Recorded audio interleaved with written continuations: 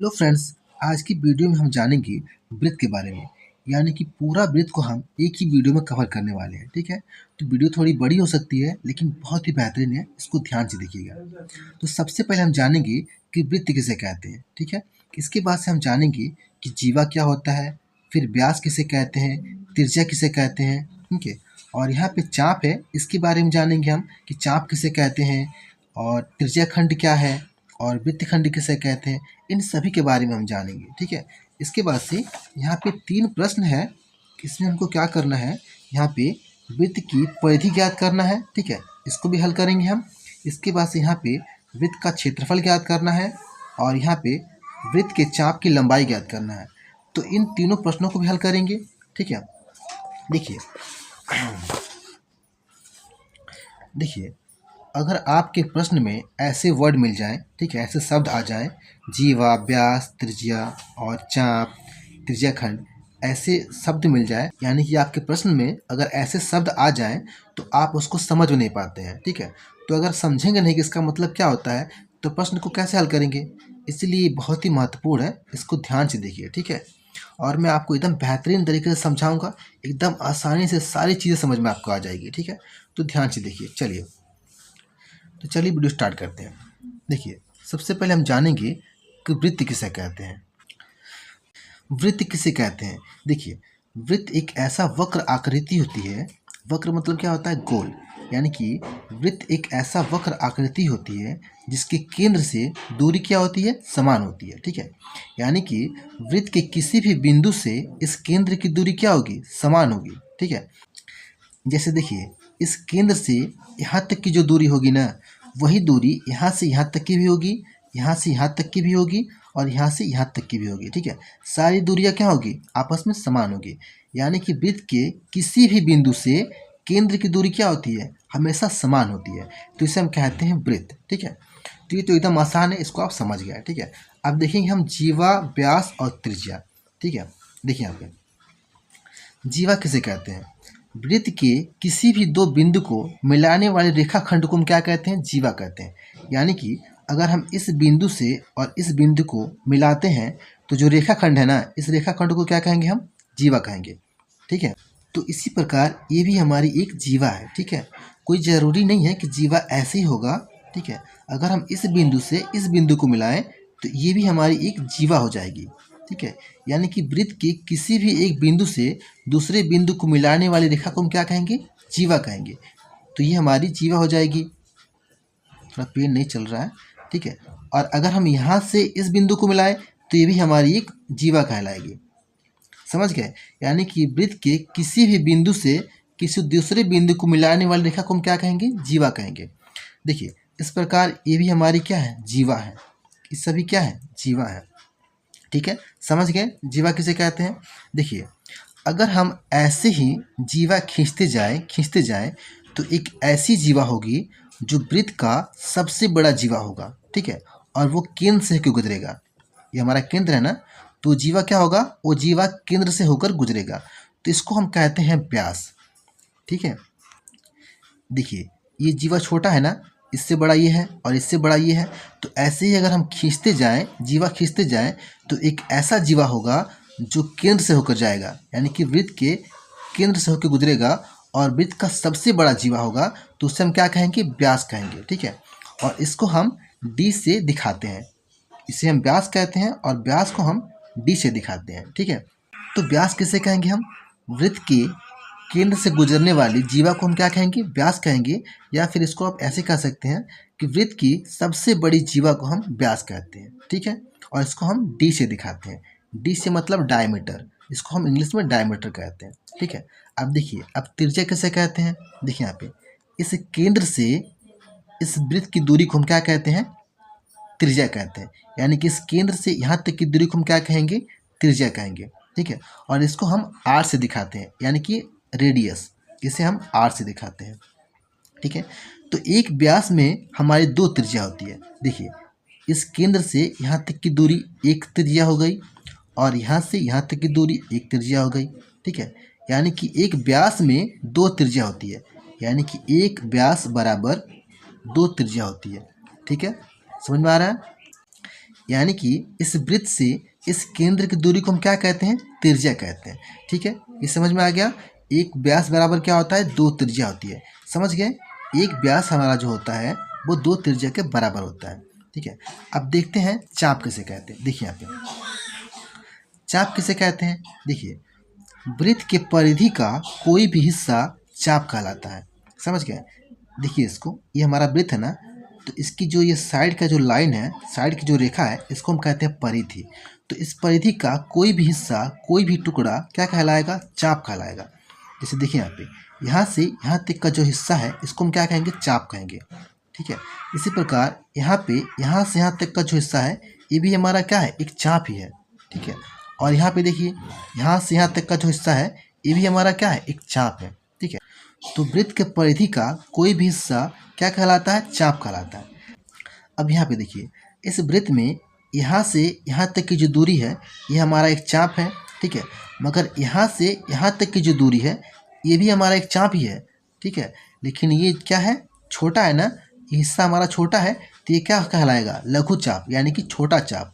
और यहाँ से यहाँ तक का जो हिस्सा है ये क्या है, बड़ा हिस्सा है ना, तो इसको हम कहेंगे दीर्घ चाप, यानी कि बड़ा चाप। ठीक है, इसमें क्या है, इसमें यहाँ तक का जो हिस्सा है ये हमारा क्या कहलाएगा, लघु चाप, यानी छोटा चाप। और यहाँ से यहाँ तक का जो हिस्सा है ये क्या है, बड़ा है ना, तो ये कहलाएगा बड़ा चाप। ठीक है, यानी कि दीर्घ चाप। समझ गए। तो चाप किसे कहते हैं, किसी भी वृत्त के परिधि का कोई भी हिस्सा हमारा चाप कहलाता है। ठीक है, जैसे ये हमारा चाप है, ये भी हमारा चाप है, और ये भी हमारा चाप है। ठीक है, जिसे हम चाप कहेंगे। अब देखेंगे हम त्रिज्याखंड और वृत्तखंड। देखिए देखिए, वीडियो अच्छा लग रहा है ना, तो वीडियो अगर अच्छा है तो वीडियो को लाइक करें और चैनल को सब्सक्राइब करें। ठीक है, देखिए अब जानेंगे हम त्रिज्याखंड और वृत्तखंड। तो सबसे पहले हम जानेंगे कि त्रिज्याखंड किसे कहते हैं। तो त्रिज्याखंड किसे कहते हैं, देखिए कोई भी वृत्त का टुकड़ा जो 2 त्रिज्या और एक चाप से घिरा होता है उसे हम कहते हैं त्रिज्याखंड। ठीक है, यहाँ पे देखिए, यहाँ से यहाँ तक की दूरी को हम क्या कहेंगे, चाप कहेंगे ना, और यहाँ पे ये 2 हमारे त्रिज्या हो गई, तो 2 त्रिज्या हो गई और एक चाप हो गई, तो इससे घिरी हुई आकृति को हम क्या कहेंगे, त्रिज्याखंड कहेंगे। और वृत्तखंड किसे कहेंगे, देखिए यहाँ पे इसमें क्या होता है कि इसमें एक जीवा और चाप से घिरी हुई आकृति को हम क्या कहेंगे, वृत्तखंड कहेंगे। ठीक है, आपको ये समझ में नहीं आया है ना, देखिए मैंने आपको कहा है समझाने के लिए, तो समझाऊंगा ये फिर से। देखिए यहाँ पे त्रिज्याखंड क्या होता है, इसमें 2 त्रिज्या होती है। देखिए यहाँ पे ये केंद्र ना, तो इस केंद्र से इस वृत्त की दूरी को हम क्या कहेंगे, त्रिज्या कहेंगे। ठीक है, तो ये हमारी एक त्रिज्या हो गई और ये हमारी एक त्रिज्या हो गई, तो 2 त्रिज्या और एक चाप से घिरी हुई आकृति को हम क्या कहेंगे, त्रिज्याखंड कहेंगे। ठीक है, इसमें देखिए ये हमारी एक जीवा है। ठीक है, क्योंकि ये केंद्र से नहीं जा रही है तो ये त्रिज्या नहीं है, क्योंकि यहाँ से यहाँ तक की दूरी को हम क्या कहते हैं, त्रिज्या कहते हैं, तो ये त्रिज्या नहीं है, ये जीवा है। तो जीवा और चाप से घिरी हुई आकृति को हम क्या कहेंगे, वृत्तखंड कहेंगे। यानी कि इसमें हमारा जीवा शामिल होता है और इसमें त्रिज्या होती है। ठीक है, तो इसमें त्रिज्या होती है, इसको हम त्रिज्याखंड कहते हैं, और जिसमें जीवा होता है इसको हम वृत्तखंड कहते हैं। ठीक है, अब देखिए ये हमारा एक वृत्तखंड है ना, तो ये भी हमारा एक वृत्तखंड है। तो ये छोटा टुकड़ा है, इसको हम कहेंगे लघु वृत्तखंड, और ये बड़ा टुकड़ा है, इसको हम कहेंगे दीर्घ वृत्तखंड। ठीक है, उसी प्रकार यहाँ देखिए ये छोटा टुकड़ा है, इसको हम कहेंगे लघुखंड, यानी कि लघु त्रिज्याखंड, और ये बड़ा है तो इसको हम कहेंगे दीर्घ वृत्तखंड। ठीक है, जैसे देखिए यहाँ पे, अब यहाँ पे देखिए, अब इसको हम क्या कहेंगे, ये हमारी क्या है, त्रिज्याखंड है। ठीक है, क्योंकि इसमें त्रिज्या शामिल है, तो इसको हम क्या कहेंगे, त्रिज्याखंड कहेंगे। तो ये छोटा खंड है, इसको हम कहेंगे लघु त्रिज्याखंड। ठीक है, और यहाँ से यहाँ तक जो खंड है ये क्या है, बड़ा खंड है ना, तो इसको हम कहेंगे दीर्घ त्रिज्याखंड। उसी प्रकार इसमें देखिए, इसमें भी हमारा यहाँ पे त्रिज्या शामिल है, तो त्रिज्या शामिल है तो ये हमारे त्रिज्याखंड हो गई, तो ये हमारा लघु त्रिज्याखंड हो गया और ये दीर्घ त्रिज्याखंड हो गया, यानी कि बड़ा त्रिज्याखंड हो गया। ठीक है, और यहाँ पे देखिए, इसमें जीवा शामिल है, त्रिज्या नहीं है। ठीक है, क्योंकि केंद्र से नहीं जा रहा है, ये जो रेखा है ये केंद्र से नहीं जा रहा है, तो ये क्या हो गया, ये हमारा जीवा हो गया। तो ये जीवा है और एक चाप है, तो ये हमारा वृत्तखंड हो जाएगा। ठीक है, तो ये छोटा टुकड़ा है, इसको हम कहेंगे लघु वृत्तखंड, और ये बड़ा टुकड़ा है, इसको हम कहेंगे दीर्घ वृत्तखंड। ठीक है, और ये भी हमारा क्या है, ये भी हमारा वृत्तखंड है। इसी प्रकार ये भी हमारा वृत्तखंड है। ठीक है, समझ में आ गया। चलिए अब देखते हैं हम क्वेश्चंस। ठीक है, यहाँ पे 3 क्वेश्चन है। अब इन तीनों क्वेश्चन को हम हल करेंगे बारी बारी से। देखिए पहला क्वेश्चन क्या है। पहला क्वेश्चन है कि वृत्त की परिधि ज्ञात कीजिए। ठीक है, तो इस वृत्त की हमको परिधि ज्ञात करना है। ठीक है, इसका त्रिज्या कितना है, इसका त्रिज्या हमको दे दिया गया है 21 सेंटीमीटर। ठीक है, तो परिधि का मतलब क्या होता है। देखिए इस वृत्त की चारों तरफ की जो दूरी है इसी को कहते हैं हम वृत्त की परिधि, और यही हमको ज्ञात करना है। इसी की लंबाई हमको ज्ञात करना है। तो कैसे ज्ञात करेंगे। देखिए इसका सूत्र होता है। सूत्र क्या होता है, वृत्त की परिधि बराबर होता है 2 पाई और आर का मतलब क्या होता है, त्रिज्या। ठीक है, और पाई का मान कितना होता है, पाई का मान होता है पाई बराबर 22/7। ये पाई का मान होता है। ठीक है, ये नियत होता है, ये कभी बदलता नहीं है। हर जगह पाई का मान कितना होता है, 22/7 ही होता है।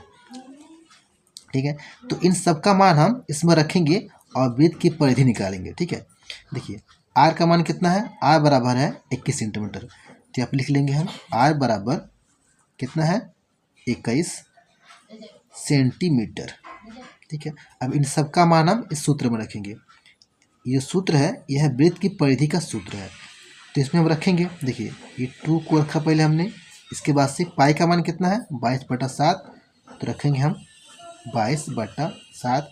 एक चीज़ देखिए यहाँ पे, इन सब के बीच में क्या होता है, गुना होता है। ठीक है, इन सब के बीच में गुना होता है, तो गुना हम लिखते नहीं है, इस सूत्र को हम ऐसे रखते हैं और हल करते समय ये गुना हम लिखते हैं। ठीक है, तो पाई का मान हमने रख दिया, इसके बाद से हम लिखेंगे आर का मान। आर का मान कितना है 21 सेंटीमीटर, तो 21। अब इसको हल करेंगे। अब देखिए यहाँ पे इन सभी का आपस में क्या है, गुणा है, यानी कि 2 का 22 से और 21 से, इन सभी का क्या है, आपस में गुणा है। और 7 से क्या है, इस 22 में, 21 में और 2 में क्या है, भाग है। तो इस 7 से हम किसी को भी काट सकते हैं। तो 7 से कौन सा अंक कटेगा, यानी कि 21 कट जाएगा। 7 3 के 21, 3 बार में कट गया ना, 3 बार में कट गया, 7 3 के 21। ठीक है, अब इन सबको हम क्या करेंगे, गुणा करेंगे। तो गुणा करके यहाँ पे लिखेंगे हम, कितना हो जाएगा। देखिए यहाँ पे इस 2 का 3 से गुणा करेंगे तो कितना हो जाएगा, पहले इस 22 को यहाँ पे लिख देते हैं हम, 22 और गुने 2 तिहाई 6 हो जाएगा। अब 22 में 6 का गुणा करेंगे तो कितना हो जाएगा, 6 दूना 12 के 2, 6 दूना 12 के 2, हाथ में 1, और 6 दूना 12, 1 13, 1 3 13, कितना हो जाएगा 132 सेंटीमीटर। यानी कि इसका, इस वृत्त का जो परिधि होगा वो कितना होगा, 132 सेंटीमीटर लंबा होगा। ठीक है, ये हमारा आंसर हो गया है। ठीक है, अब देखेंगे हम वृत्त का क्षेत्रफल। तो सबसे पहले हम जानेंगे कि वृत्त का क्षेत्रफल किसे कहते हैं। देखिए इस वृत्त के बीच का जो खाली जगह होता है इसको हम कहते हैं वृत्त का क्षेत्रफल। ठीक है, तो इसका हमको क्षेत्रफल ज्ञात करना है और इसका त्रिज्या हमको दे दिया गया है कितना, 21 सेंटीमीटर। तो वृत्त के क्षेत्रफल का जो सूत्र होता है वो होता है पाई आर स्क्वायर। ठीक है, तो पाई का मान हम जानते हैं कितना होता है, कितना होता है, पाई बराबर होता है 22/7। ठीक है, और आर का मान हमको दे दिया गया है, आर बराबर कितना है, आर बराबर है 21 सेंटीमीटर। ठीक है, तो सबसे पहले जो मान दे दिया गया है उसको हम लिख लेते हैं, इसके बाद से इसको हम हल करते हैं। ठीक है, तो इस सूत्र में हम इन सब का मान रखेंगे और वृत्त का क्षेत्रफल ज्ञात करेंगे। देखिए पाई का मान कितना होता है, पाई का मान है 22/7, तो यहाँ पर लिखेंगे हम 22/7 इंटू आर का मान कितना है, आर बराबर है 21। तो आर का स्क्वायर है ना, तो स्क्वायर का मतलब क्या होता है, स्क्वायर का मतलब कि आर का 2 बार गुणा, यानी कि 21 गुने 21। ठीक है, यानी कि 21 में इसका 2 बार गुना है। इस आर का मतलब क्या होता है, आर का स्क्वायर का मतलब ये होता है कि आर गुने आर। ठीक है, आर का स्क्वायर मतलब क्या होता है, आर गुने आर। ठीक है, उसी प्रकार इसका मान जब रखेंगे हम, आर का मान रखेंगे 21, तो क्या करेंगे हम 21 गुने 21 लिखेंगे। ठीक है, इसका 2 बार गुना। अब यहाँ पे देखिए, अब इन सब का आपस में क्या है, गुना है, और इन सभी में इस 7 से क्या है, भाग है। तो इस 7 से हम क्या करेंगे, इसको काटेंगे। तो 7 से कौन सा अंक कटेगा, ये 21 कटेगा। कितने बार में, 7 3 के 21। ठीक है, 3 बार में। ठीक है, अब क्या करेंगे आप, अब इन सब का गुणा करेंगे। तो यहाँ पे पहले लिखेंगे 22 गुने ये 3 बचा है ना, तो 3 गुने 21, ठीक है। अब इसको हम गुणा करेंगे, ठीक है। तो अब हम जब गुणा करेंगे तो इस 3 का 22 में करेंगे तो कितना हो जाएगा, ये हो जाएगा 3 दूना 6 और 3 दूना 6 यानी कि 66 और ये गुणे 21, ठीक है। अब फिर से क्या करेंगे, हम इस 66 में 21 से गुणा करेंगे तो कितना हो जाएगा, ये हो जाएगा 1386, ठीक है। इतना क्या हो जाएगा, इतना सेंटीमीटर स्क्वायर, ये हमारा क्या हो जाएगा, क्षेत्रफल हो जाएगा, किसका, इस वृत्त का क्षेत्रफल, ठीक है। ये आंसर हो गया। अब देखेंगे हम कि वृत्त के चाप की लंबाई कैसे ज्ञात किया जाता है, ठीक है। देखिए यहाँ पे ये हमारा वृत्त है ना, और इसका त्रिज्या 21 सेंटीमीटर दे दिया गया है और इसके बीच का जो कोण है 60 डिग्री दे दिया गया है। तो हमको क्या करना है, इसके चाप की लंबाई यानी कि ये जो चाप है इसी की लंबाई हमको ज्ञात करना है, इस चाप की लंबाई ज्ञात करना है। तो इसका जो सूत्र होता है वो होता है 2 पाई आर बटा 300, ये 360, ठीक है, 360 और गुना थीटा। थीटा क्या होता है, इसके बीच का कोण होता है, ठीक है। और 2 पाई आर क्या होता है, ये पूरा परिधि होती है, वृत्त का पूरा परिधि होता है 2 पाई आर, ठीक है। तो यहाँ पे जो मान दे दिया गया है पहले इसको हम लिख लेंगे। तो यहाँ पे थीटा का मान कितना दिया है, 60 दिया है ना, 60 डिग्री। तो थीटा बराबर 60 है, ठीक है। इसके बाद से आर का मान कितना है, 21 सेंटीमीटर है। तो लिखेंगे हम आर बराबर 21 सेंटीमीटर। और पाई का मान आप जानते हैं, पाई बराबर क्या होता है, 22/7 ये होता है। अब इस सब मान को हम इस सूत्र में रखेंगे और वृत्त के चाप की लंबाई ज्ञात करेंगे, ठीक है। देखिए यहाँ पे पहले यहाँ पे लिखेंगे हम 2 इंटू पाई का मान कितना होता है, पाई का मान होता है 22/7, तो ये 22/7 और गुना ये आर का मान कितना है, आर बराबर है 21, ठीक है। और सबका बटा कितना है 360 और इसका गुना थीटा का मान कितना है 60 डिग्री, तो यहाँ पर लिखेंगे हम 60। अब हम क्या करेंगे, अब हम सबसे पहले ऊपर वाले को हल कर लेते हैं, फिर नीचे वाले को हल करेंगे, ठीक है। देखिए इन सब का आपस में गुणा है और इसमें 7 से क्या भाग है, तो कौन सा अंक है जो 7 से कट जाएगा, 21 है ना। तो 21 में क्या करेंगे, हम 7 से भाग देंगे यानी काटेंगे, तो कितनी बार में जाएगा, 7 3 की 21, 3 बार में, ठीक है। अब ये कट गया। अब इसको हम कुछ इस प्रकार लिख सकते हैं, देखिए यहाँ पे ये 2 है ना, तो यहाँ पे बराबर चिन्ह देंगे, 2 गुने यहाँ पे कितना बचा, 22 बचा, 22, 7 तो कट गया ना, ठीक है। इसके बाद से और कितना बचा, 3 बचा है, ठीक है। और देखिए इसके साथ में इस 60 का भी गुणा है, तो गुने 60 लिखेंगे और सबका बट्टा कितना है 360, है ना। अब देखिए यहाँ पे इस जीरो से इस जीरो को हम काट सकते हैं, कट गया। और इस 6 से इसको भी काट सकते हैं, कितने बार में कटेगा, 6 6 के 36 यानी कि 6 बार में कट जाएगा, 6 बार में, ठीक है। अब यहाँ पे इस 3 से इस 6 को हम काट सकते हैं, 3 दूना के 6 कट गया 2 बार में। अब यहाँ पे ऊपर 2 है नीचे भी 2 है, तो इस 2 से ये भी 2 कट जाएगा, सब कट गया। कितना बचा, केवल 22 बचा, तो यहाँ पे लिखेंगे 22 क्या है, 22 सेंटीमीटर, 22 सेंटीमीटर क्या चीज़ है, इस चाप की लंबाई है, यहाँ से यहाँ तक की जो दूरी है, ठीक है, ये जो चाप है इसकी लंबाई है, कितना है 22 सेंटीमीटर। ये हमारा आंसर हो जाएगा, ठीक है। तो इस वीडियो में इतना ही फ्रेंड्स। वीडियो अगर अच्छी लगी तो वीडियो को लाइक करें, चैनल को सब्सक्राइब करें और शेयर करना बिल्कुल ना भूलें। Thank you friends.